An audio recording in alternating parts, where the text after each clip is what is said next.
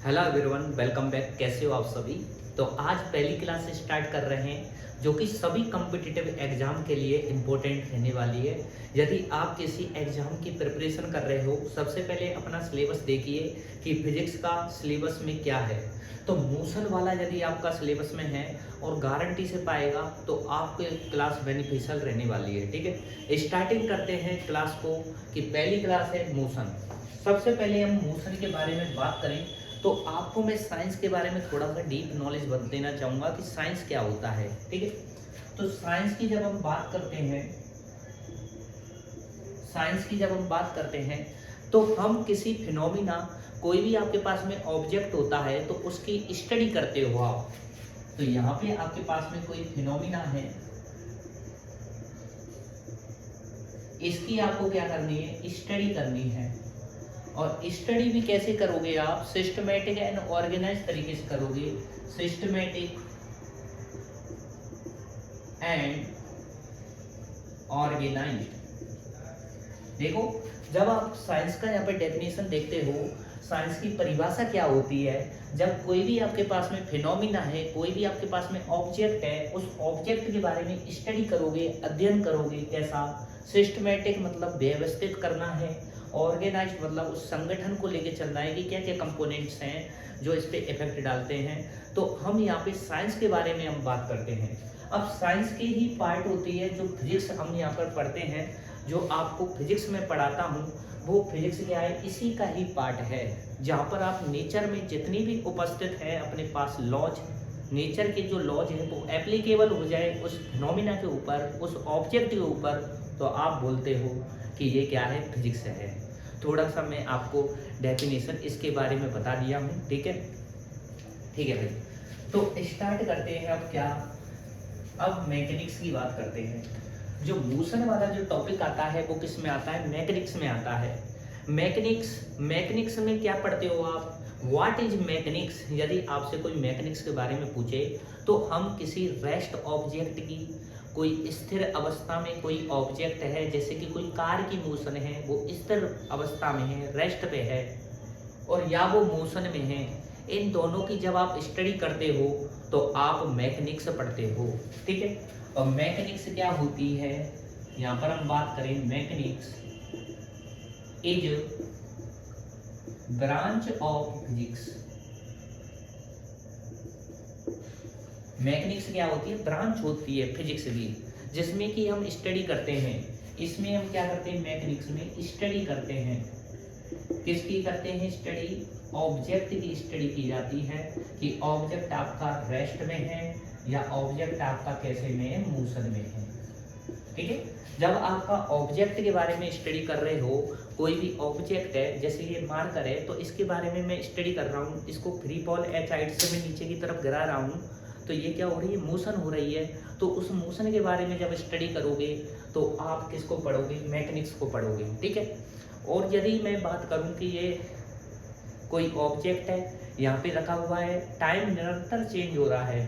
Time क्या होता है, कंटिन्यूसली चेंज होता है। टाइम तो चेंज हो रहा है हर समय में, सेकंड यहाँ पर सेकंड के रूप में चलता जा रहा है आपका टाइम। ठीक है, तो उसके बाद भी ये ऑब्जेक्ट जो है अब भी रेस्ट पे है, देखो रेस्ट पे ही है। तो ये रेस्ट पे है, इसका मीन्स टाइम चेंज होने के बाद भी ऑब्जेक्ट की जो स्थिति है वो परिवर्तित नहीं हो रही। इसकी जो पोजीशन है does not change with respect to time. समय चेंज होने के बाद भी यदि ये ऑब्जेक्ट अपनी पोजीशन को चेंज नहीं करता, अपनी स्थिति को परिवर्तित नहीं करता, उसी को आप बोलते हो रेस्ट। ठीक है, तो एक तो पढ़ोगे मोशन, यदि इसने अपनी अवस्था में परिवर्तन कर लिया, किसके सापेक्ष, समय के सापेक्ष, with respect to time its position change, then हम कह सकते हैं कि इसी को क्या बोलते हैं, मोशन। तो आपको मोशन की परिभाषा मैंने बताई, तो यहाँ पे मोशन के बारे में हम लिख लेते हैं। चलिए आ जाइए, तो मोशन के बारे में डेफिनेशन देखो भाई, मोशन के बारे में डेफिनेशन देख लो। मोशन के बारे में, if object changes is position with respect to time then this condition is motion। ये लिखो आप एक बार।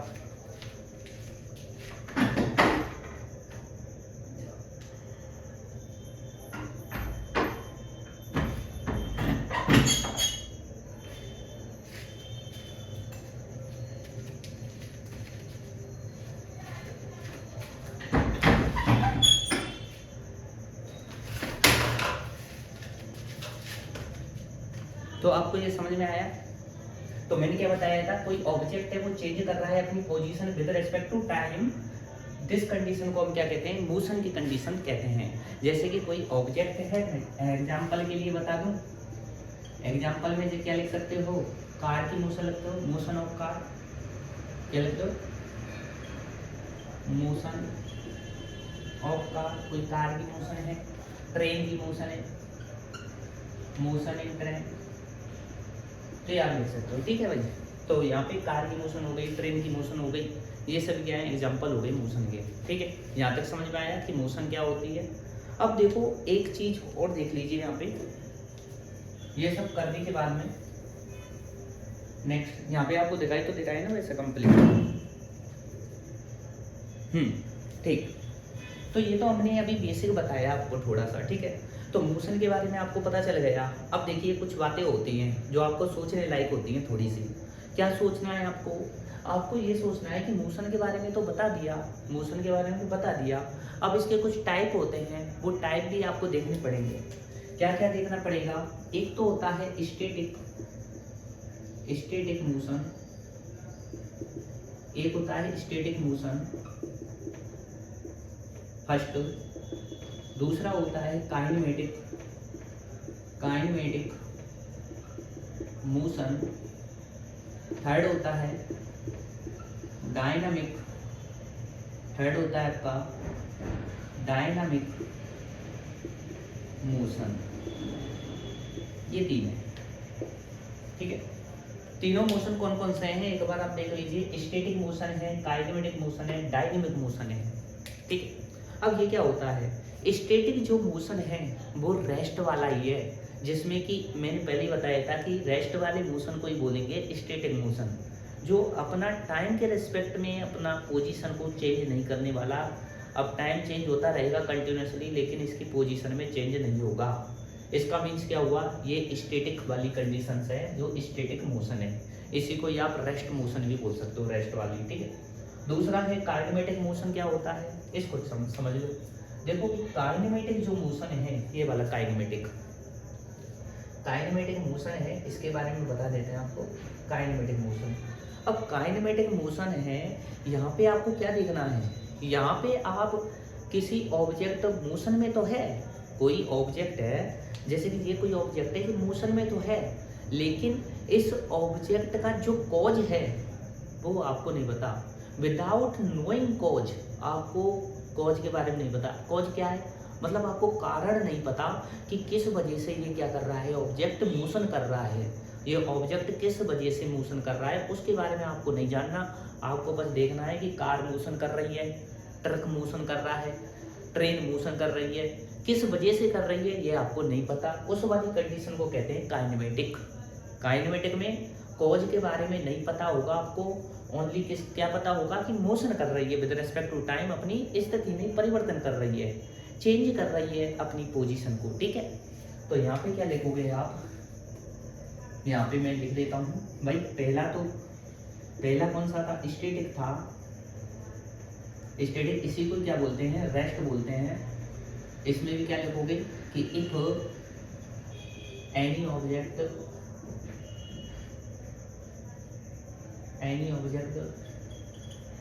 does not change its position with respect to time, ठीक है। ये कौन सी कंडीशन है, स्टैटिक की कंडीशन है। ये एक बार देखो, ठीक है। यहाँ पर थोड़ा सा आपको ब्लर दिख रहा होगा, ये वाला मैं बोल देता हूँ, it any object does not change its position with respect to time. तो ये वाला। दूसरा यहाँ पर देखिए, दूसरा है काइनेमेटिक, दूसरा है काइनेमेटिक्स। काइनेमेटिक्स में क्या है, if any object changes its position with respect to time without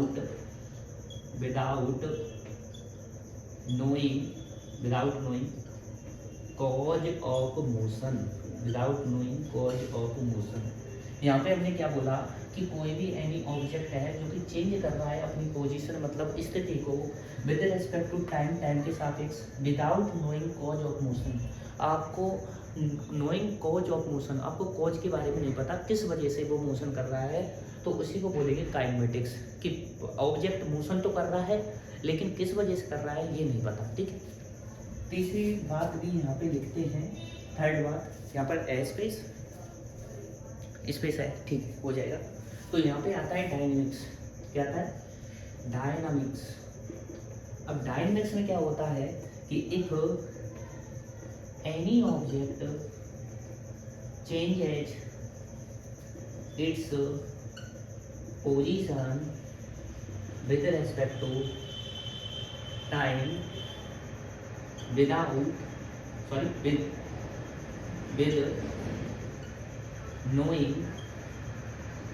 with knowing cause of motion। यहाँ पे आपको कॉज के बारे में पता होगा। जो आपका डायनेमिक्स होता है, डायनेमिक्स क्या होता है कि डायनेमिक्स में कोई ऑब्जेक्ट मोशन कर रहा है with respect to time, time के सापेक्ष अपनी स्थिति में परिवर्तन कर रहा है, और इस वाली कंडीशन में आपको पता होगा कि ये मोशन किस वजह से कर रहा है, कौन सा फोर्स यहाँ पर एप्लीकेबल हो रहा है, उस फोर्स के बारे में भी पता होगा कि इस फोर्स की वजह से यहाँ पर मोशन हो रहा है। जैसे ये पे हम इसको फ्री फॉल करेंगे तो ये फ्री फॉल हो रहा है, नीचे की तरफ जा रहा है, ऐसे फ्री फॉल करेंगे तो नीचे जाएगा h हाइट से, तो ये इसके बारे में तो ये क्या मोशन कर रहा है, काइनेमेटिक्स। लेकिन ये क्यों जा रहा है नीचे, ग्रेविटेशन फोर्स है, गुरुत्वाकर्षण जो फोर्स है, जो अर्थ है, अर्थ की ग्रेविटी की वजह से नीचे जा रहा है, तो उस वाले कॉज का पता चल गया, तो ये क्या है, डायनेमिक्स। तो डायनेमिक्स में आपको कॉज के बारे में पता चलेगा। जैसे कि आप फ्रीली किसी बॉडी को छोड़ते हो, फ्री फॉल करते हो, तो h हाइट पे है अर्थ सरफेस से, तो यहाँ से क्या होगा, फ्री फॉल होगा, तो ये नीचे जाएगी तो क्या होगा, डाउनवर्ड जाएगी। तो डाउनवर्ड ही क्यों जा रही है, ऊपर क्यों नहीं जा रही, क्योंकि यहाँ पर एक्सेलरेशन ड्यू टू ग्रेविटी लग रही है, ड्यू टू अर्थ। ठीक है, आप समझिए ये बात को। तो ये डायनेमिक्स है। यहाँ तक मैं समझा दिया कि मोशन क्या है, स्टैटिक और काइनेमेटिक, और डायनेमिक्स मोशन क्या है। ठीक है, यहाँ तक समझ में आया होगा। चलो नेक्स्ट बात कर लेते हैं आज के लेक्चर से।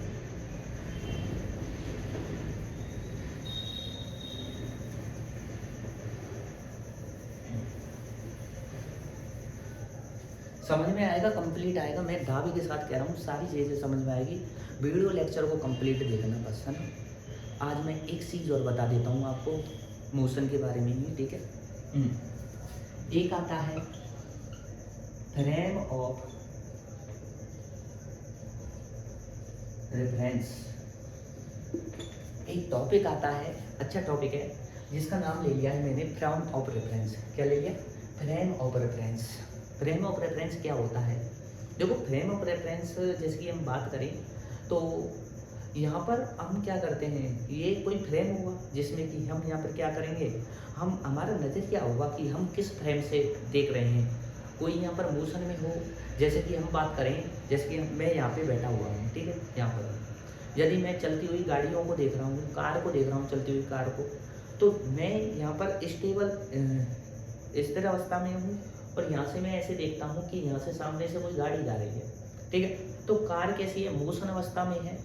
तो मोशन अवस्था में है तो मैं कैसे फ्रेम में हूँ, मैं तो रेस्ट वाले फ्रेम में हूँ। मैं रेस्ट वाले फ्रेम से वहाँ पे देख रहा हूँ। यदि अब वो कार में जो बैठा हुआ व्यक्ति है वो मोशन में है कार, तो वो वहाँ से मुझे देखता है, तो उसको कैसे लगेगा, वो कौन से फ्रेम में है, वो गतिशील फ्रेम में है, वो मोशन वाले फ्रेम में है। तो frame of reference two types के होते हैं। जैसे कि मैं बताऊँ, एक तो होते हैं, ये कितने टाइप के होते हैं, टू टाइप्स। ठीक है। एक होते हैं inertial frame of reference, inertial frame of reference. एक होते हैं, यहाँ पे हम बात करें नॉन इनर्शियल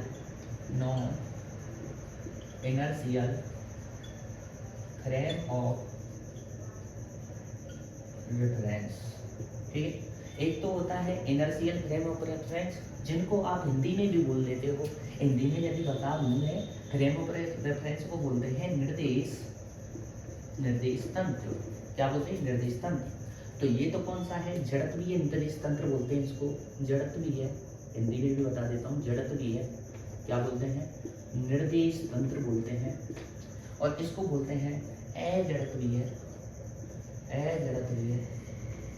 निर्देश तंत्र। ठीक है, अजड़त्वीय निर्देश तंत्र। अब भाई आपको कैसे पता चलेगा? आपको कैसे पता चलेगा कि ये इनर्शियल है, ये नॉन इनर्शियल है, ये जड़त्वीय निर्देश तंत्र है, ये अजड़त्वीय निर्देश तंत्र है? ये आपको कैसे पता चलेगा? इसको पता चलाने के लिए भी मैं आपको बताऊंगा कैसे पता चलेगा। पहले मैं जनरली आपसे बात करूँ भाई फ्रेम ऑफ रेफरेंस की, क्या होता है वैसे फ्रेम ऑफ रेफरेंस। थोड़ा सा और डीप में बता दूँ कि यहाँ पे आप इस तरीके से बना दोगे भाई, ये क्या होता है? एक्स होता है, इधर वाई होता है, इधर जेड होता है, जानते हो। इधर यहाँ पे हम बात करें तो आई कैप होता है, इधर आप बात करोगे जे कैप होता है, इधर आप बात करोगे के कैप होता है। ये आई कैप क्या है? यहाँ पे डायरेक्शन बताता है एक्स में, यूनिट वेक्टर है, डायरेक्शन बताता है, एकांक सदिश जिसको बोलते हो। यहाँ पर वाई में जे कैप जो है वो डायरेक्शन बताएगा कि वाई कैप में है, और यहाँ पर जेड जो है वो के कैप। अब देखो 3D डायग्राम होगा तो ये जेड ऐसे नहीं है, ये जेड ऐसे होगा, ये जेड ऐसे होगा। तो यहाँ पर क्या होता है? एक्स वाई जेड है, तीनों कैसे होने वाले? म्यूचुअली परपेंडिकुलर होने वाले हैं to each other, mutually perpendicular to each other. X Y Z जो तीनों आपके यहाँ पर है कोऑर्डिनेट्स, वो कैसे होते हैं? Mutually perpendicular to each other होते हैं, एक दूसरे से 90 डिग्री के एंगल पर यहाँ पर व्यवस्थित होते हैं। तो यहाँ पे यदि हम बात करें तो यहाँ कोई, मैं बता दूँ, यहाँ पर कोई पार्टिकल पी है, पी पॉइंट पे लोकेट करता है, पी पॉइंट है उस पर लोकेट करता है कोई पार्टिकल पी है, कोई ऑब्जेक्ट पी है, तो उसको यदि सेंटर से मिला दें, यहाँ पर सेंटर है ये, इसको बोलते हैं ओ। ओ मतलब ओरिजिन पॉइंट। ओ का मीन्स क्या है? ओरिजिन पॉइंट है। यदि मैं मूल बिंदु से, ओरिजिन पॉइंट से पी वाले यहाँ पर कोई पार्टिकल पी है, पी को यदि यहाँ पे मिला देता हूँ इस तरीके से, इसको मिला दिया, तो ये जो लाइन है, ये ओपी जो लाइन है, ये क्या बताएगी यहाँ पे? ये बताएगी आर वेक्टर। आर वेक्टर को कहते हैं पोजीशन वेक्टर, स्थिति सदिश। कि यहाँ पे किसी भी ऑब्जेक्ट की स्थिति का पता लगाने के लिए किसका यूज करते हैं? फ्रेम ऑफ रेफरेंस का यूज करते हैं। यही तो फ्रेम ऑफ रेफरेंस होता है कि किसी भी पार्टिकल की पोजीशन का पता चल गया। अब देखो किसी का आपने पोजीशन कैलकुलेट कर लिया, मैकेनिक्स में देखो कितनी इंपॉर्टेंट बात है। यदि आपने किसी का पोजीशन कैलकुलेट कर लिया, स्थिति पता चल गई, तो आप वेलोसिटी कैलकुलेट कर सकते हो, क्योंकि डिफरेंशिएट ही तो करना है पोजीशन का। dx/dt क्या देता है? वेलोसिटी। यदि वेलोसिटी पता चल गया तो एक्सेलरेशन भी पता चल जाएगा, dv/dt। एक्सेलरेशन पता चल गया तो आप उसका फोर्स भी कैलकुलेट करते हो, क्योंकि मास इनटू एक्सेलरेशन ये तो होता है फोर्स, न्यूटन के लॉ के अनुसार। उसके बाद यदि आपको एक्सेलरेशन पता चल गया तो आप फोर्स पता चल गया, मोमेंटम भी कैलकुलेट कर सकते हो, P = mv। तो देखो सारी चीज़ें कैलकुलेट हो जाएंगी यदि आप पोजीशन को कैलकुलेट कर लो। किसी भी ऑब्जेक्ट की पोजीशन यदि आप फ्रेम ऑफ रेफरेंस से कैलकुलेट कर लो तो आपको पता चल जाएगा कि क्या है यहाँ पर स्थिति सदिश क्या है, आर वेक्टर क्या है। तो बात तो ये पता चल गई कि हम फ्रेम ऑफ रेफरेंस का यूज क्यों करते हैं, क्योंकि किसी की पार्टिकल की स्थिति का पता लगाने के लिए। ठीक है। अब देखो 2 टाइप के होते हैं, inertial frame of reference, non inertial frame of reference. Inertial क्या होता है? जहां आपके न्यूटन्स के लॉ क्या हो जाते हैं? वैलिड हो जाते हैं। सिंपल सा तो ऐसे बोलते हैं कि न्यूटन के लॉ जहां वैलिड हो जाते हैं उसको बोलते हैं इनर्शियल फ्रेम ऑफ रेफरेंस, और जहां न्यूटन के नियम की पालना नहीं होती है उनको बोलते हैं अजड़त्वीय निर्देश तंत्र, non inertial frame of reference. तो यहाँ पे क्या होगा? यहाँ पे फर्स्ट होगा कि न्यूटन्स लॉ वैलिड होंगे। क्या होगा? न्यूटन्स लॉ क्या होंगे? वैलिड। और यहाँ पे क्या होगा, यहाँ पे न्यूटन्स लॉ क्या हो जाएंगे, इनवैलिड हो जाएंगे, वैलिड नहीं होंगे। ठीक, ये वाली बात। दूसरी बात हम बात करें, यहाँ पर वेलोसिटी क्या रहेगी, कांस्टेंट रहेगी। अब देखो वेलोसिटी किसी ऑब्जेक्ट की जब कांस्टेंट रहेगी, किसमें, इनर्शियल फ्रेम ऑफ रेफरेंस में, तो आपको यहाँ पर एक्सेलरेशन क्या मिलेगा, एक्सेलरेशन ऑलवेज जीरो मिलेगा। तो यहाँ पर एक्सेलरेशन क्या मिलेगा, जीरो मिलेगा, क्योंकि एक्सेलरेशन क्या होता है, एक्सेलरेशन होता है dv/dt, और किसी भी यहाँ पर d/dt यहाँ पर कोई कांस्टेंट है और कांस्टेंट का डेरिवेटिव करते हो तो जीरो मिलता है, इसलिए एक्सेलरेशन क्या मिलेगा, जीरो मिलेगा, ये जीरो मिलेगा। ठीक है, इस वाली कंडीशंस में क्या होगा, तो इस वाली कंडीशन में जो वेलोसिटी है वो क्या मिलेगी, यहाँ पर जीरो नहीं मिलेगी। अब जीरो नहीं मिलेगी तो क्या मिलेगी, कुछ ना कुछ वेलोसिटी मिलेगी। जैसे कि वेलोसिटी को हम मान लेते हैं, क्या मान लें, जीरो मान लें, वेलोसिटी जीरो मान लें, या चेंज मान लें। वेलोसिटी यहाँ पर क्या मिलेगी, चेंजेबल मिलेगी, चेंज मिलेगी, तो कांस्टेंट मिलेगी, यहाँ पर कांस्टेंट है, यहाँ पर क्या चेंज है। तो एक्सेलरेशन क्या मिलेगा भाई, यहाँ पे एक्सेलरेशन भी यहाँ पे does not equal to zero, तो जीरो के बराबर नहीं मिलेगा। किस में नहीं मिलेगा, non inertial frame of reference में जो वेलोसिटी है वो चेंज मिलेगी, वेरिएबल वेलोसिटी मिलेगी। वेरिएबल मतलब चेंज हो रहा है उस वेलोसिटी में, acceleration does not equal to zero. तो इसका मीन्स क्या होगा, ये जड़त्वीय निर्देश तंत्र है जहाँ पर न्यूटन्स के लॉ क्या है, वैलिड नहीं होते हैं। जड़त्वीय निर्देश तंत्र में न्यूटन्स के लॉ वैलिड, वेलोसिटी कांस्टेंट समान रूप रहेगी हमेशा। यूँ 5 मीटर पर सेकंड से यदि कोई ऑब्जेक्ट जा रहा है तो ये 5 मीटर पर सेकंड से ही जाएगा। ठीक है, समझे। उसके बाद में एक्सेलरेशन क्या आएगा, जीरो आएगा, क्योंकि किसी भी कांस्टेंट क्वांटिटी का अवकलन करो, डेरिवेटिव करो तो जीरो मिलता है।